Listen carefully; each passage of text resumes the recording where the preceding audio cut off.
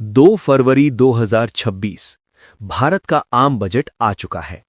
Budget के बाद share market ने तेज रिएक्शन नहीं दिया, लेकिन कुछ सेक्टर्स में चुपचाप कमजोरी दिखने लगी। उनमें सबसे अहम नाम था एफएमसीजी सेक्टर। वही सेक्टर जिसे निवेशक सालों से सुरक्षित मानते आए हैं, वही सेक्टर जिसे डिफेंसिव कहा जाता है, और वही सेक्टर जो गिरते बाजार में सहारा बनता था। लेकिन इस बार कहानी थोड़ी अलग है। बजट के बाद हिंदुस्तान यूनिलीवर दबाव में दिखा। नेस्ले इंडिया थकता हुआ नजर आया। डाबर और मैरिको की ग्रोथ पर सवाल उठने लगे। तो सवाल ये है, क्या एफएमसीजी सेक्टर खत्म हो रहा है या फिर ये सिर्फ एक अस्थायी गिरावट है? और सबसे जरूरी सवाल, एक रिटेल निवेशक को अब क्या करना चाहिए?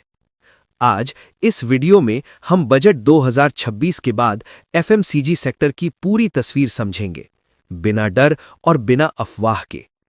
तो एफएमसीजी का मतलब होता है फास्ट मूविंग कंज्यूमर गुड्स, यानी वो चीजें जो हम रोज इस्तेमाल करते हैं।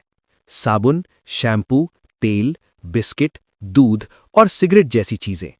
भारत में एफएमसीजी को हमेशा मिडिल क्लास इंडिया की ग्रोथ स्टोरी माना गया है, क्योंकि ये माना जाता रहा है कि जैसे जैसे आबादी बढ़ेगी, आमदनी बढ़ेगी, वैसे वैसे खपत भी बढ़ेगी। इसी भरोसे पर Hindustan Unilever, ITC, Nestle, Dabur, Marico जैसी कंपनियां लॉन्ग टर्म निवेश की पसंद बनी।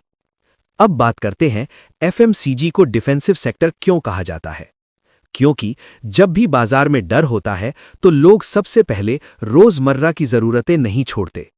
आईटी गिरता है, मेटल गिरता है, रियल एस्टेट गिरता है, लेकिन लोग साबुन और टूथपेस्ट खरीदते रहते हैं। इसलिए एफएमसीजी कंपनियों की कमाई ज्यादा स्थिर मानी जाती है। लेकिन साल 2026 में समस्या ये है कि स्थिरता तो है, पर तेज ग्रोथ नहीं है, और बाजार हमेशा भविष्य की ग्रोथ को कीमत देता है। अब बात करते हैं बजट 2026 की। इस बजट में सरकार का फोकस साफ दिखाई देता है। इंफ्रास्ट्रक्चर, मैन्युफैक्चरिंग, बैंकिंग और कैपेक्स। सरकार देश की लॉन्ग टर्म इकोनॉमी मजबूत करना चाहती है। लेकिन इस बजट में एफएमसीजी सेक्टर के लिए कोई बड़ा डायरेक्ट फायदा नहीं दिखा। ना कोई बड़ी टैक्स राहत, ना कोई ऐसा कदम जिससे तुरंत खपत बढ़े। बाजार ने ये बात समझ ली। ग्रामीण भारत की बात करें तो बजट में कुछ सहारा जरूर दिया गया है, लेकिन एफएमसीजी को चाहिए तुरंत खर्च करने की ताकत। इंफ्रास्ट्रक्चर का असर धीरे धीरे आता है, जबकि एफएमसीजी को चाहिए तुरंत बिक्री। यही वजह है कि बजट के बाद एफएमसीजी सेक्टर पर उत्साह नहीं दिखा।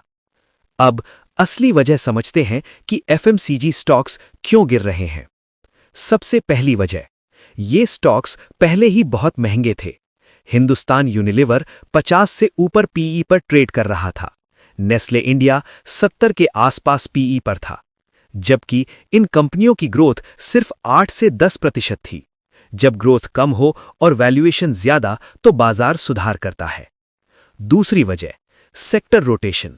बजट के बाद बड़ा पैसा इंफ्रास्ट्रक्चर, पीएसयू बैंक और कैपिटल गुड्स की तरफ गया, और पैसा निकला एफएमसीजी जैसे धीमी ग्रोथ वाले सेक्टर से। इसे ही कहते हैं स्मार्ट मनी मूवमेंट। तीसरी वजह, कच्चे माल की लागत। पैकेजिंग, तेल और कृषि आधारित इनपुट पूरी तरह सस्ते नहीं हुए, लेकिन कंपनियां कीमत बढ़ाने में हिचक रही हैं। इसका असर मुनाफे पर पड़ रहा है। चौथी वजह, नई कंपनियों की बढ़ती चुनौती। आज एफएमसीजी सिर्फ बड़ी कंपनियों का खेल नहीं रहा। लोकल ब्रांड, D2C कंपनियां, ऑनलाइन ब्रांड धीरे धीरे मार्केट शेयर ले रही हैं। बड़ी कंपनियों को ज्यादा विज्ञापन और डिस्काउंट देना पड़ रहा है। अब सवाल आता है, एक रिटेल निवेशक क्या करे?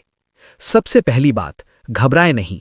एफएमसीजी कंपनियां खराब नहीं हुई हैं, लेकिन अभी ये सेक्टर तेज पैसा बनाने के मूड में नहीं है। अगर आपके पोर्टफोलियो में एफएमसीजी है तो उसे स्टेबिलिटी के लिए रखें, लेकिन पूरा दांव इसी सेक्टर पर मत लगाइए। नया निवेश धीरे धीरे करें। एसआईपी का रास्ता बेहतर रहेगा। अंत में इतना समझना जरूरी है कि बजट 2026 ने एफएमसीजी को नुकसान नहीं पहुंचाया। उसने बस ये बताया कि फिलहाल ग्रोथ की बारी किसी और सेक्टर की है। शेयर बाजार में सेक्टर आते जाते रहते हैं। समझदारी इसी में है कि भावनाओं से नहीं, रणनीति से निवेश किया जाए।